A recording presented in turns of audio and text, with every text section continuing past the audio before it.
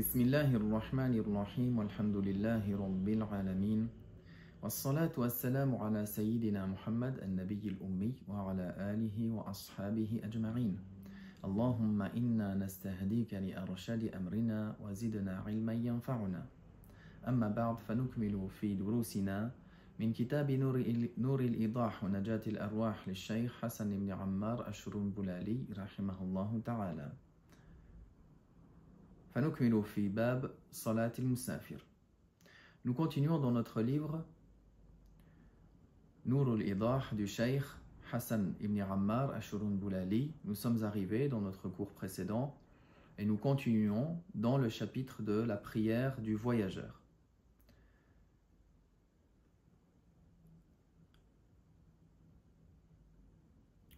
فقال المؤلف رحمه الله يشترط لصحة نية السفر ثلاثة أشياء.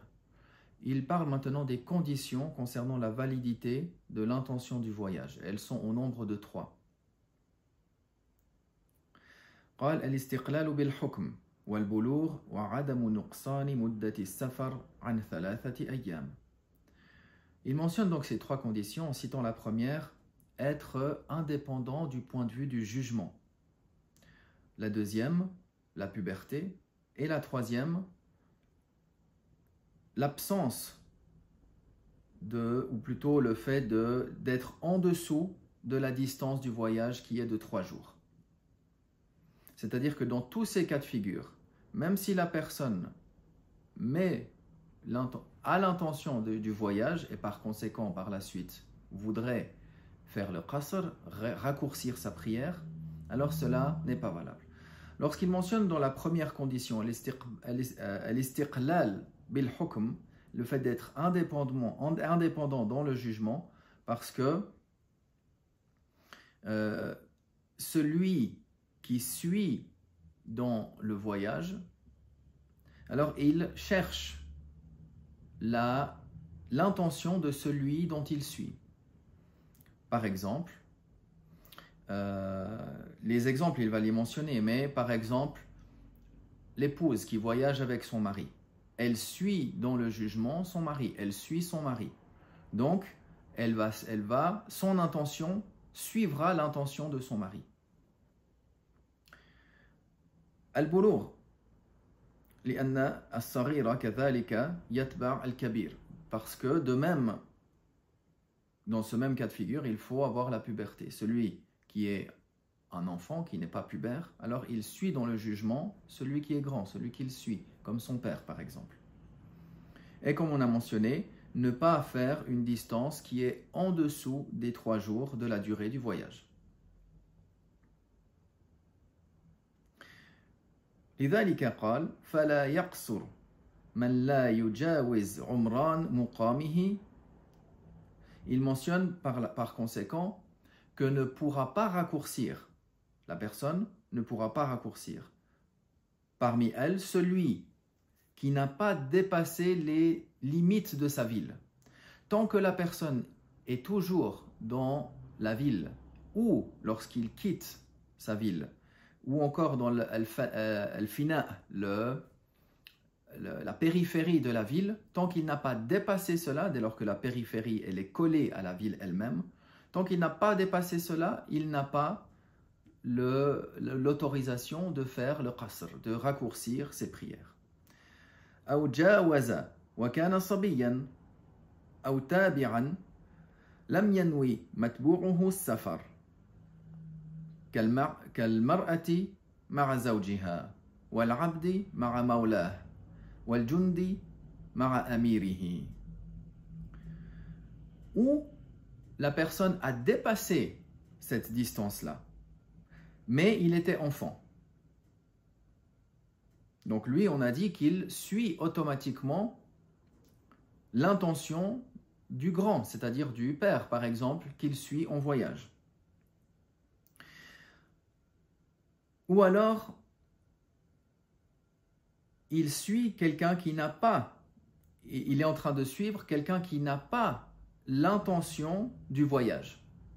L'enfant, peu importe si lui, il fait une distance de voyage, si son père, par exemple, ou l'épouse vis-à-vis de son mari, lui n'a pas cette intention-là du voyage, alors il ne pourra pas faire le qasr. Tout comme on a dit l'enfant, ou celui qui suit l'autre, mais dont celui qui est suivi n'a pas l'intention du voyage. Comme là, l'épouse vis-à-vis de son mari, ou l'esclave vis-à-vis de son maître, le serviteur vis-à-vis de son maître, ou le soldat vis-à-vis de son gouverneur ou commandant. Là aussi, tout le temps, il va se référer à l'intention de celui qu'il suit.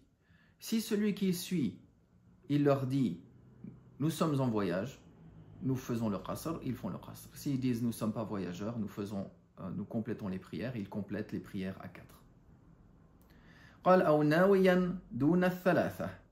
Ou alors, il a pour intention du voyage, de cette distance du voyage, mais des conditions du voyage, mais il n'a pas atteint, ou il n'a pas pour objectif d'atteindre la distance de 3 jours, comme on l'a vu précédemment.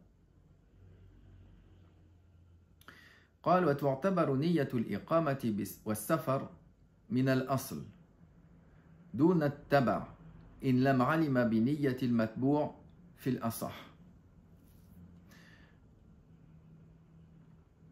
Donc, ce qui est pris en considération sera l'intention ou de la résidence ou du voyage depuis le départ, depuis l'origine, c'est-à-dire celui qui dirige.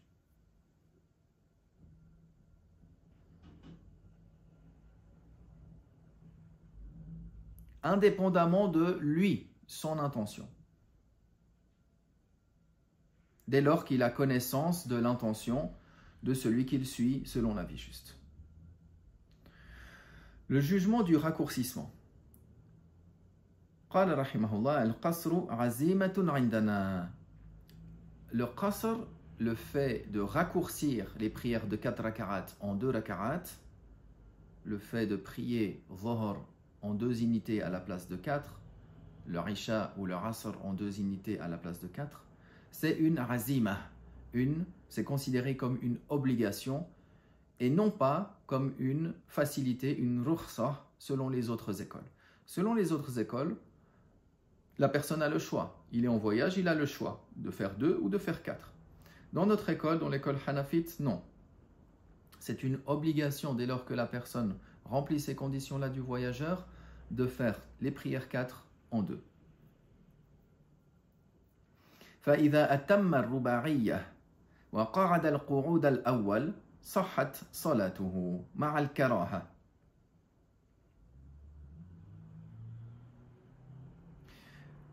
Par conséquent, si le voyageur complète sa prière en 4 raka'at, c'est-à-dire qu'à la place de faire Dhuhr 2 raka'at, ou Asr ou Isha 2 raka'at, il fait 4. Mais il s'est assis, il a respecté la première assise après les 2 premières raka'at. Et après il s'est relevé, il a fini la 3 et la 4e. Sa prière est valable, elle est valable, mais avec le caractère blâmable. Wal karaha huna tahrimiyya. La karaha ici, elle est tahrimiyya, elle comporte un péché. Pourquoi? En raison du retard, de retarder le salam à sa place, qui est une obligation, qui est wajib. Wa illa fala tasih. C'est-à-dire, et il dit, et sinon, alors elle n'est pas valable. C'est-à-dire que il a mentionné فَإِذَا أَتَمَّ الرُّبَاعِيَّةَ وَقَعَدَ الْقُعُودَ الْأَوَّلِ صَحَّتْ صَلَاتُهُ. Donc, s'il a respecté la première assise en faisant la prière en 4 raka'at, mais il a respecté la première assise, sa prière est valable. Sinon, c'est-à-dire s'il n'a pas respecté cette première assise et que directement après la fin de la 2e raka'at, il s'est automatiquement relevé pour accomplir la 3e puis la 4e, فَلَا تَصِحْ إِلَّا إِذَا نَوَى الْإِقَامَةَ لَمَّا قَامَ لِلثَّالِثَةِ. Alors sa prière n'est pas valable. Sauf si, lorsqu'il s'est levé pour la 3e, il a eu l'intention maintenant de rester pour une durée de 15 jours. C'est-à-dire il a eu l'intention de rester et d'être résident. C'est-à-dire pour une durée de 15 jours, bien sûr. Dans ce cas-là, alors il devient résident et la prière est en 4, donc la prière est à accomplir en 4 rak'at. Et donc dans ce cas-là, la prière est valable. Il restera quand même la karaha. Pourquoi? Parce qu'il aura délaissé la première assise qui est wajib. Mais du fait que maintenant, en se relevant pour la troisième, il a fait la deuxième, il s'est relevé directement sans faire la deuxième assise, il y a deux cas de figure, soit sa prière est valable, soit sa prière est annulée. La prière est valable avec la karaha, dès lors que lui a l'intention de se relever, quand il se relève pour la troisième, il a maintenant l'intention d'être résident, par conséquent de faire en 4. Là, la prière est valable avec la karaha.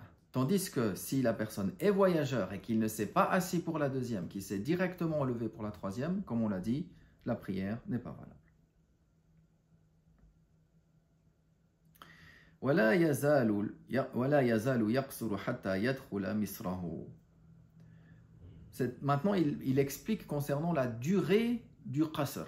Jusqu'à quel moment il fait le qasr. On a vu quand il quitte les limites de la ville, ainsi que la périphérie. À ce moment-là, il peut faire le qasr. Maintenant, jusqu'à quel moment? C'est-à-dire lors de son retour dans sa ville. Alors, il reste, le qasr reste, jusqu'à ce qu'il rentre dans la ville. C'est-à-dire que même s'il est arrivé dans la périphérie, pour le retour, il peut encore faire le qasr dans la périphérie, dans le fina, mais il ne pourra pas il pourra le faire, ce qasr-là, jusqu'à ce qu'il soit entré dans les limites de la ville. À ce moment-là, pour le retour, il ne fera plus le qasr.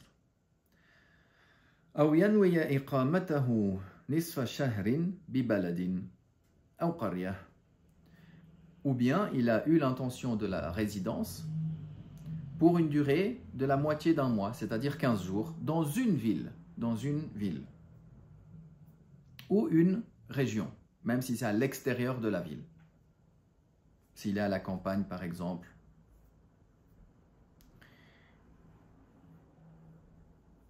Dans ce cas-là, dès qu'il met cette intention-là de rester à tel endroit pour 15 jours ou plus, que cela soit lorsqu'il est dans une ville ou lorsqu'il est dans une campagne, alors dans ce cas-là, il fera 4 rak'at et le qasr est maintenant terminé.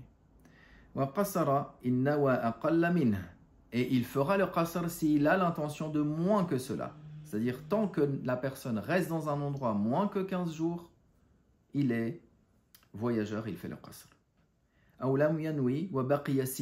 s'il n'a pas eu cette intention-là, mais il est resté même pendant des années. Une personne va dans une ville externe. Il se déplace, il voyage dans une autre ville pour un besoin. Mais il ne sait pas la durée de son séjour. Il pense régler son affaire, par exemple, en 7 jours. Et chaque jour, il y a un problème, une difficulté qui fait qu'il doit prolonger son séjour sans qu'il sache quand est-ce qu'il pourra quitter.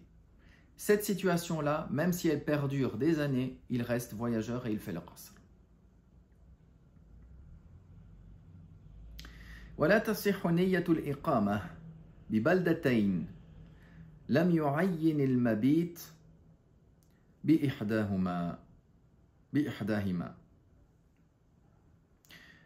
De même, maintenant il mentionne que l'intention de la résidence n'est pas valable.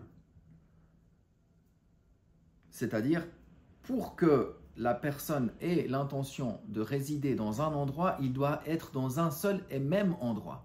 Il ne peut pas avoir l'intention d'être résident dans 2 villes en même temps. Comme s'il passe une nuit dans une ville, une nuit dans une autre, une nuit dans une ville, une nuit dans une autre. Et il a l'intention de cela 15 jours. Alors il ne peut pas, ou l'intention de la résidence d'être 15 jours ne compte pas tant qu'il n'a pas spécifié dans quelle des 2 villes il reste.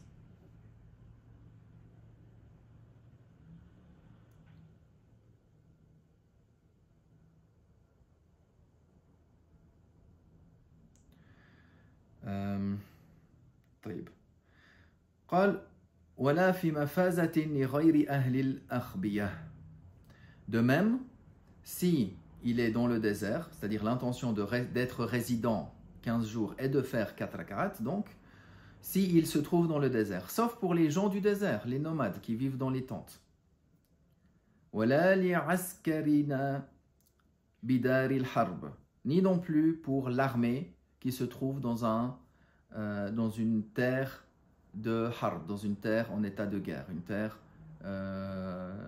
non musulmane, une terre qui est harbi, dans laquelle il n'y a aucun pacte, aucun accord, etc.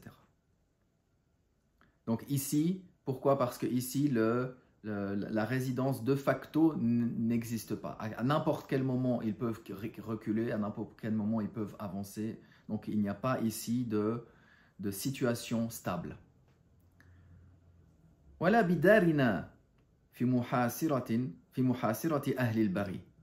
Non plus si c'est en terre d'islam, mais on se retrouve encerclé par les gens de Al-Bari, par les rebelles qui c'est des musulmans, mais qui ont refusé l'ordre du calife, qui se sont rebellés contre le calife. Donc eux, dans ce cas-là, si on est encerclé par eux, même si on est en terre d'islam non plus, on ne va pas prendre en considération cette intention de résidence des 15 jours.